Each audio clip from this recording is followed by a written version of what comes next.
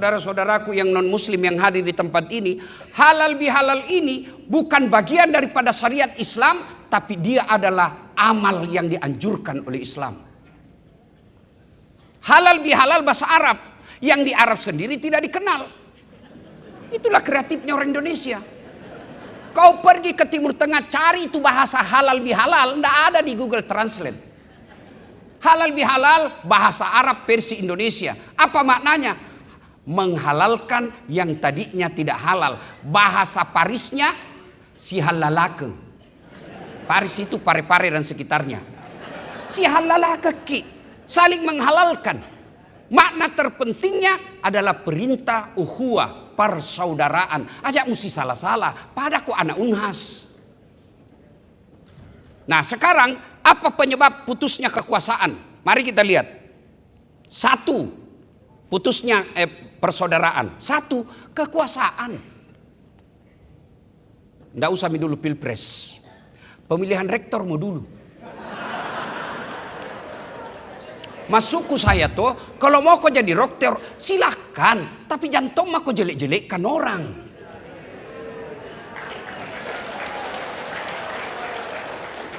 Semua mau jadi silakan kalau mau memenuhi syarat, tapi jangan kau menyerang orang. Tunjukkan maka kau hebat. Kenapa? Apa yang kau tulis di grup itu menunjukkan itulah karakter dan pribadimu. Prinsip saya bergaul, kalau dia jahat tapi baik sama saya, tidak ada urusan dengan kejahatannya, biar Allah yang tahu. Dia tukang bohong, urusannya dengan Allah, tapi saya mau baik sama dia. Itulah yang disebut mukhlisinin. Coba lihat Pak Rektor Tawa. Bapak boleh terima atau tidak, tapi itu faktanya. Siapa dia lawan bertarung? Pil Rektor. Siapa dia lawan bertarung? Setelah terpilih, nah ambil itu teman yang bertarung. Ayo kita sama-sama.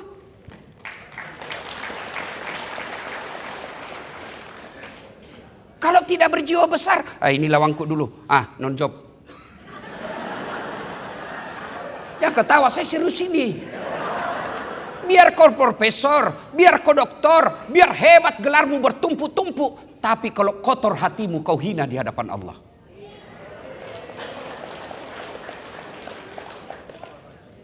Kekuasaan. Kalau tidak terpilih tanding lagi. Tidak terpilih tanding kau sedek. Tanding kau lagi. Prabowo. Ake ya Pak Napanala. Tumpulam yapi.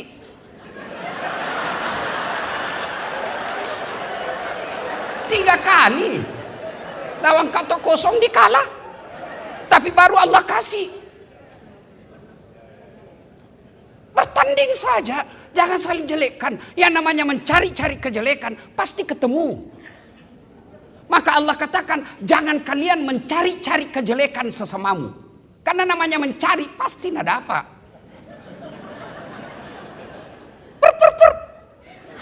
Kau melanggar. Kau tidak lihat ini rambu-rambu. Saya lihat Pak. Kenapa kau langgar? Saya tidak lihat Bapak. Kenapa kau tidak lihat Kak? Bapak sembunyi di tikungan. Mana SIMmu? STNK? Lengkap.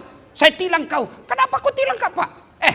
Kau pembohong. Maksudnya apa? Itu jaketmu Honda, motormu Yamaha.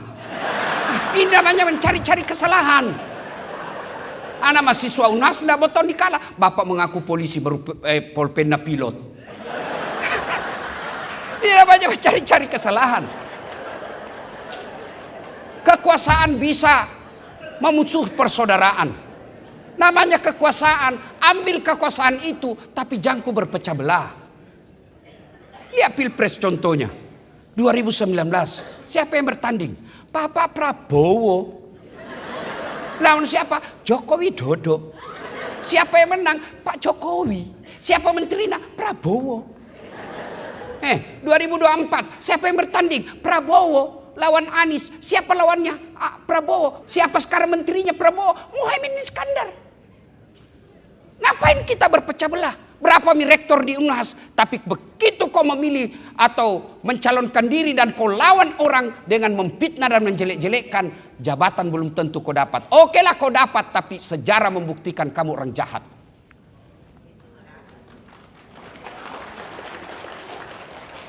Yang kedua, penyebab putusnya persaudaraan. Sombong, macingkang, matempo, borro, milu yaseng, ambek momi. Tapi kita salah persepsi soal sombong. Apakah sombong itu pakai barang mahal? Belum tentu. Apakah sombong itu pakai mobil mewah? Belum tentu. Kapan dia sombong? Kau remehkan orang dan kau menolak kebenaran. Itu sombong. Karakter sombong itu dua kata Nabi. Satu, menolak kebenaran. Dua, kau remehkan orang. Kenapa Tonsin ada saat jadi penceramah? Saya bukan pintar.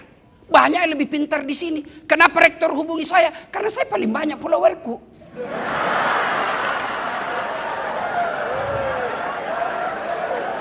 Kau mau terima atau tidak? Begitu faktanya. Iya toh. Sombong, menganggap remeh orang lain, menolak kebenaran. Luar biasa Pak Apit tadi. Berapa saya tanya Pak Rektor tadi, berapa profesor di Unhas? Hampir 400 orang. Nah biar 400, kalau orang tidak mau terima kebenaran, dia tidak akan panggil orang. Ada orang merasa jago sendiri. Tidak mungkin bisa diselesaikan ini persoalan kalau sendiri orang Pak. Tidak mungkin. Maka orang yang menolak kebenaran itu, itulah orang sombong. Sombong, kata Nabi, 4 penyebabnya. 1, bertambahnya kekuasaan. Tadinya dosen biasa Ji, tiba-tiba jadi rektor. Mau sombong? Ji ajak ke si aja. 5 tahun nih bos. Kau mupa kau ya 10 tahun. Iya kan? Apa kau mau sombongkan dengan jabatan? Itu Fir'aun jabatannya paling tinggi, popularitas. Tapi sombong, Allah hinakan itu Firaun. Mana buktinya hina? Sampai sekarang tidak ada orang mau kasih nama anaknya Firaun. Iya toh? Padahal terkenal, raja. Tidak ada namanya dalam Quran. Tapi tidak ada orang mau kasih nama anaknya Firaun. Kurang apa pelajaran dari Allah? Bagi penguasa-penguasa, pejabat-pejabat, kajati. Jangan sombong bos. Bukan Pak Agus, bukan. Ya, jangan sombong. Kurang apa pelajaran dari Fir'aun? Yang kedua kata Nabi penyebab datangnya sombong. Apa? Bertambahnya kekayaan. Yang kau sombong. Kurang apa Allah kasih pelajaran itu? Qarun. Kaya raya. Sampai kunci gudang emasnya dibawa sama onta. Bukan 1 onta, puluhan onta. Maka sampai sekarang kalau ada orang dapat harta di dalam tanah disebut harta karun. Tapi dia sombong, Allah tenggelamkan si Qarun dengan harta-hartanya. Yang ketiga, bertambahnya ilmu.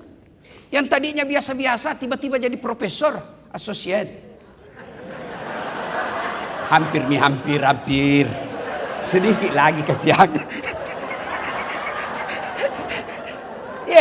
Jangan kau sombong. Allah marah. Wa ma utitu minal ilmi illa qalila. Dek oleh kupat disega kecuali cek dek ni.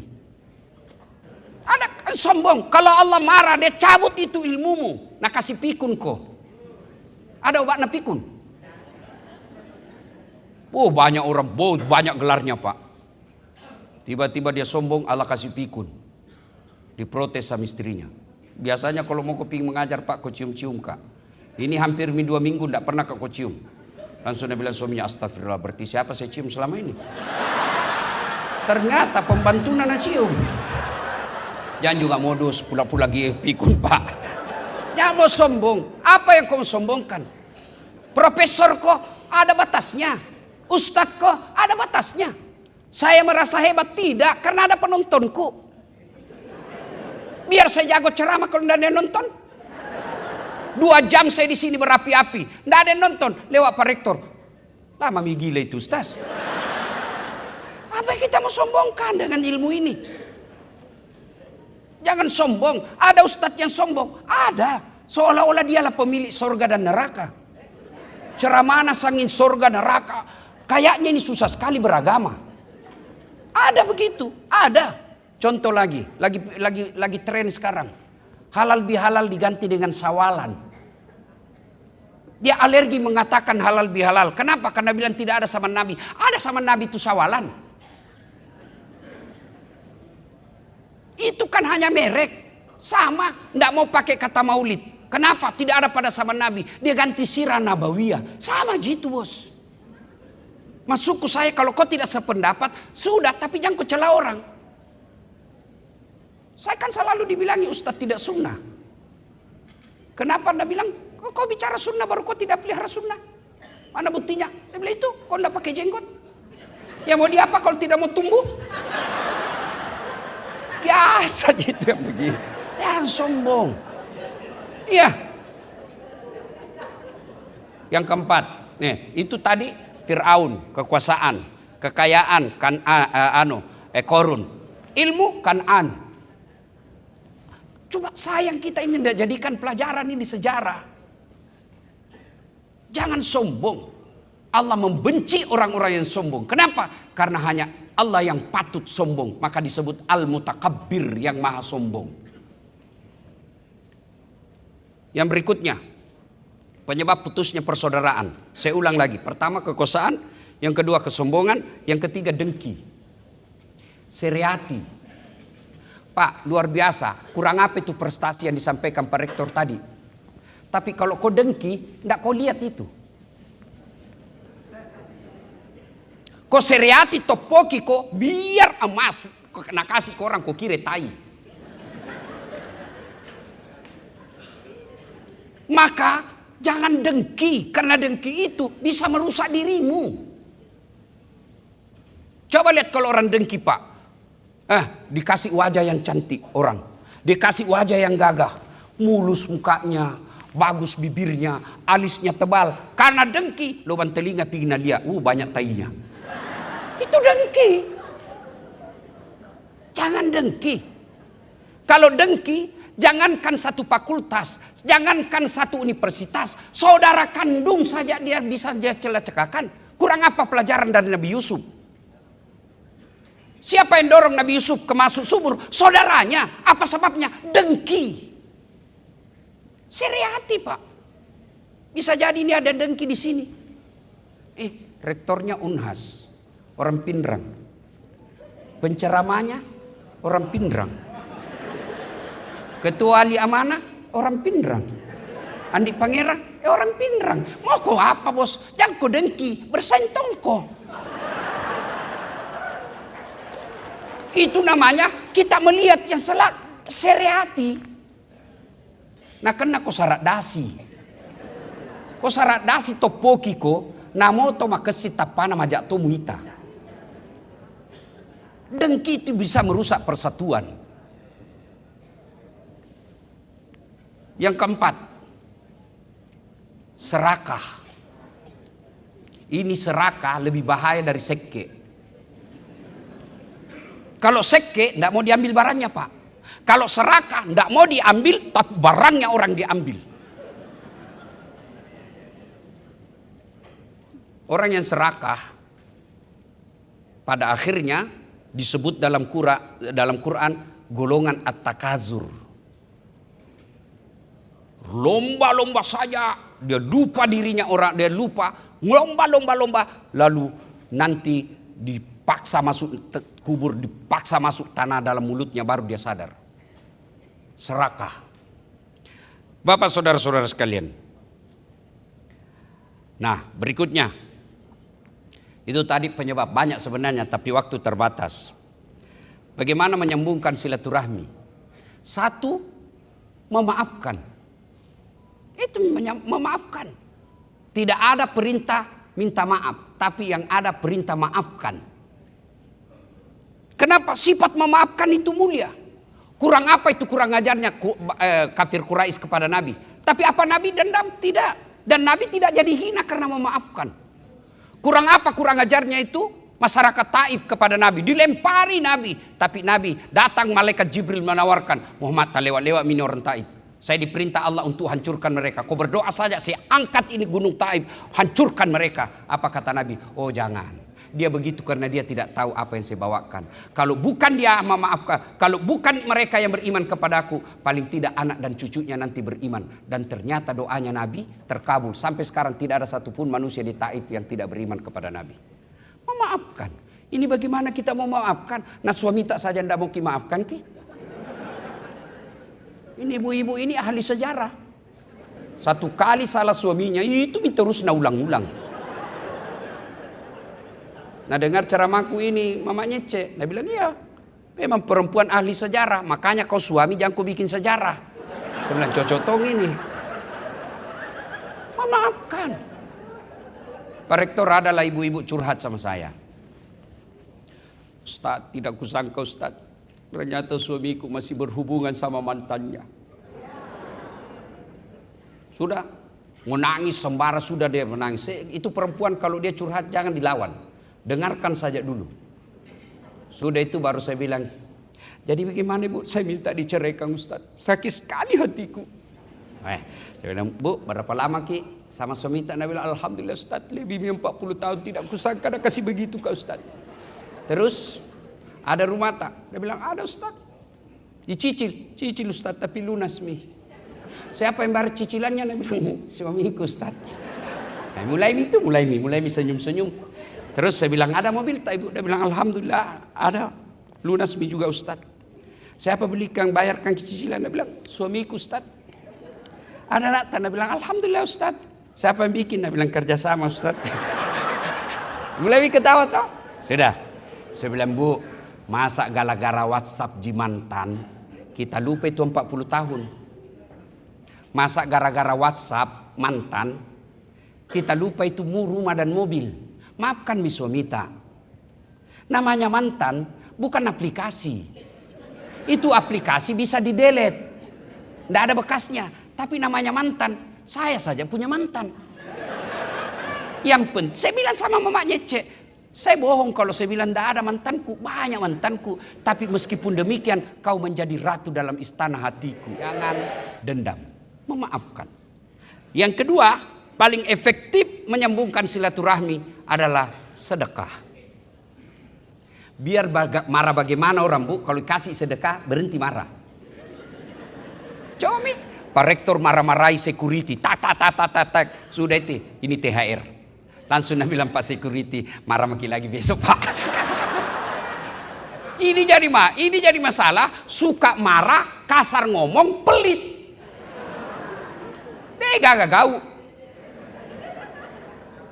Dan alhamdulillah tidak ada orang yang bangkrut gara-gara sedekah. Sedekah tidak selalu duit. Apa sedekahnya guru besar? Permudah itu anak didikmu.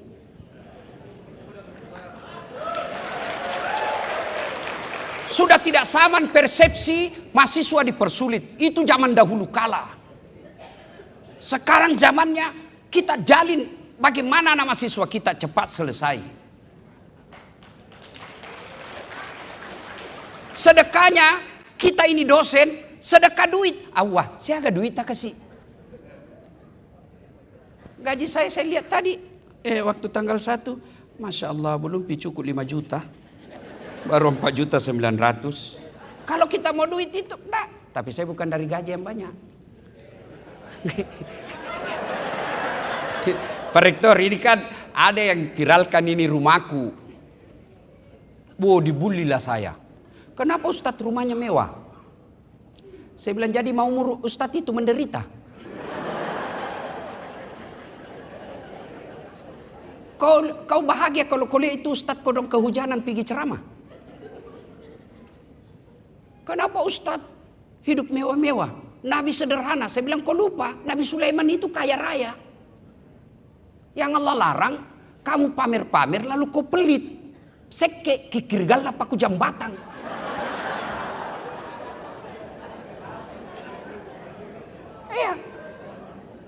Derma. Tidak ada orang tidak senang orang dermawan. Berdermalah. Dermanya kita para akademisi. Ilmu.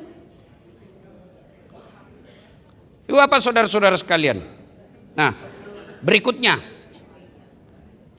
yang ketiga, poin ketiga. Apa hebatnya kalau banyak teman? Kenapa Allah perintahkan kita memperbanyak teman? Menyambungkan silaturahmi. Satu, murah rezekinya. Saya ini Bu, tidak banyak uangku, tapi banyak temanku. Temanku banyak uangnya. Apa? Tangkis mako? Mana buktinya? Oh Masya Allah, kalau pika pasar tidak pernah laku uangku. Baru kak turun dari mobil ada yang teriak, Assalamualaikum Ustaz. Dalam hatiku aman dan terkendali.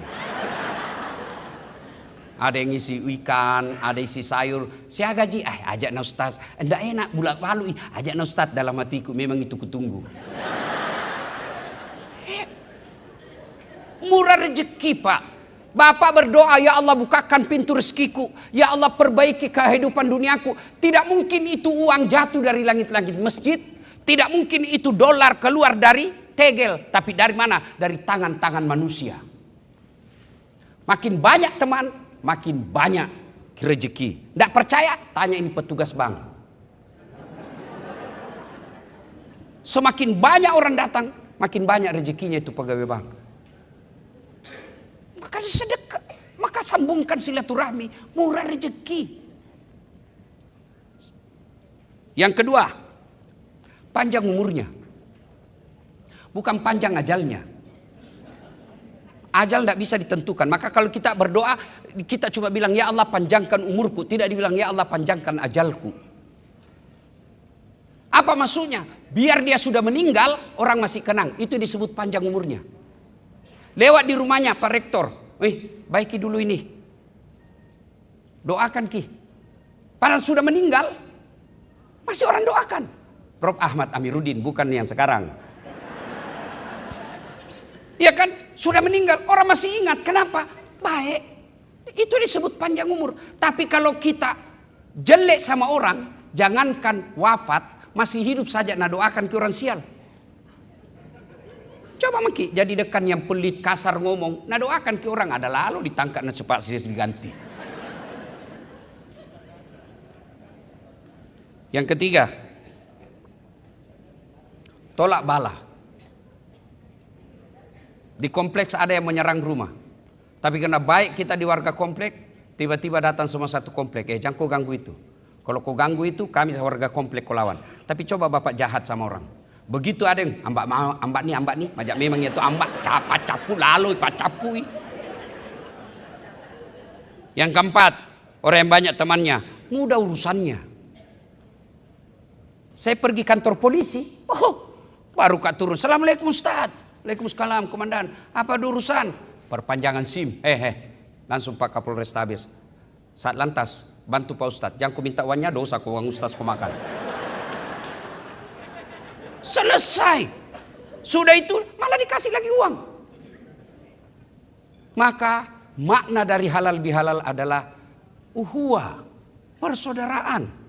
Itulah makna dari wa'tasimu bihablillahi jami'a wa la tafarraku. Berpegang teguhlah engkau kepada tali persaudaraan agama Allah dan janganlah engkau bercerai-berai. Pak Rektor yang saya muliakan, ada yang Bapak lupa prestasi Unhas, yaitu perkelahian antar fakultas tidak ada nih. Saya zaman kuliah dulu, sospol baku cambuk sama teknik. Sekarang alhamdulillah tidak ada itu. Prestasi juga itu. Dulu sedikit-sedikit demo ribut, alhamdulillah tidak ada nih. Dulu selalu ada media di televisi sangin demo saja dikerja. Itu juga prestasi yang harus kita apresiasi. Yang ketiga, Pak Rektor, ada yang Bapak lupa lagi, prestasi sebagai mubalik.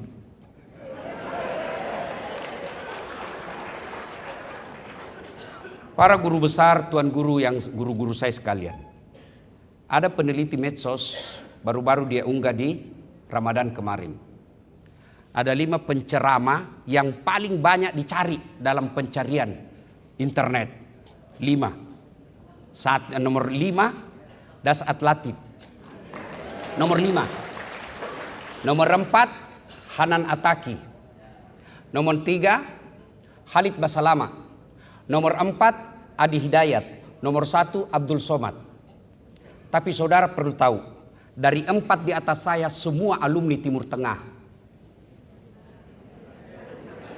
Dasat Latif, komunikasi Unhas. Ya kan? Kalau mereka semua mengajar di dunia-dunia yang namanya universitas bidang keagamaan, Dasat Latif Sospol. Itulah prestasinya Universitas Hasanuddin. Dan Bapak boleh buka ceramah di channelnya Pak UAS, Ustadz Abdul Somad. Itu kan ada dia bilang. Saya juga heran lihat ini Ustadz Dasat. Viewer saya Pak Prof sudah lebih 700 juta. Dari 5 yang saya sebut tadi ini, Dasat Latif paling banyak viewernya. Apa rahasianya? Komunikasi Unhas. Ini prestasi, bukan sombong, hanya menyampaikan fakta dan data. Yuk Bapak saudara-saudara sekalian, banyak yang ingin kita sampaikan tapi waktu yang terbatas.